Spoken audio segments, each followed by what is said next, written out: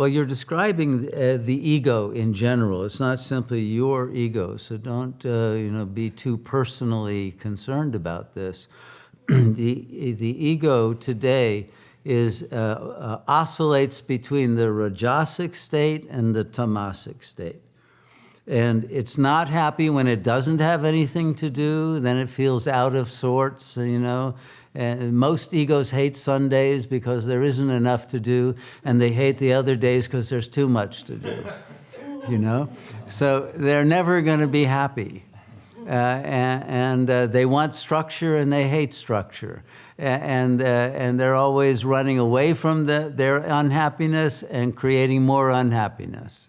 And so the ego is just on this, gerbil wheel of self-defeat and self-sabotage. That's the game that the ego plays, okay? Don't try to change it even. You can watch it with humor, okay? But there's a third guna, the sattva guna. And if you're in the sattva guna, you will be able to change what happens without doing anything. The sattva guna will suddenly calm down the ego, and it naturally brings relaxation. And it brings a state in which there is a desire to go inward. There's a natural yearning to feel what's it like when there's no commotion, which usually you feel only in deep sleep, and then you're not there to feel it. But if you don't get enough deep sleep, you wake up the next day and you're a wreck because you didn't sleep, or you had bad dreams instead of deep sleep. And so the more that you're in the sattvic state while awake, the more that you'll have a very peaceful and restful sleep, and then that creates a virtuous cycle. Every day there will be greater regulation and less dysregulation that the ego is usually in, because it's always striving too much, or it's spacing out and not doing anything too much, and then it falls behind, and then it has to catch up with itself, et cetera, et cetera.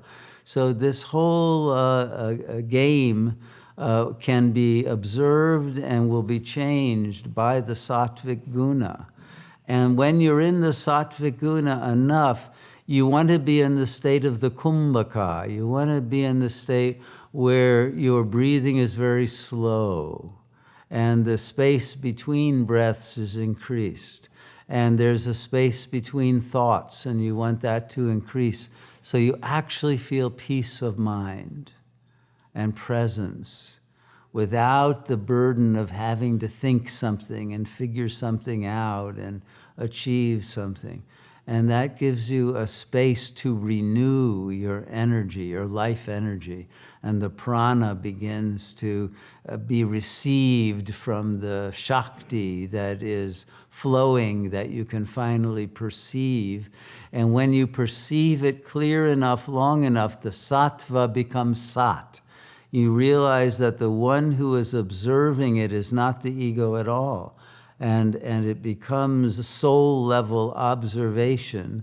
And then even that soul level just is absorbed totally into the absolute real. And then from there on, nothing happens. And whatever seems to be going on in the world doesn't disturb you, because you are the ocean of consciousness in which your ego is just a wave, but it has no separate objective existence. And the consciousness of the ocean itself is what you are. And the consciousness of the ocean becomes more and more waveless, more calm and peaceful, and then life just becomes very easy and smooth and mirrors the presence of the infinite light, and is filled with that light and bliss and nothing else. So that's the way that all of this will unfold. But don't be concerned with the ego trying to become better. This self-improvement game is the game that creates more suffering than any other. Stop striving and realize that perfect self. And then everything will happen spontaneously that is supposed to happen. That is the will of God, who you will discover is your own self.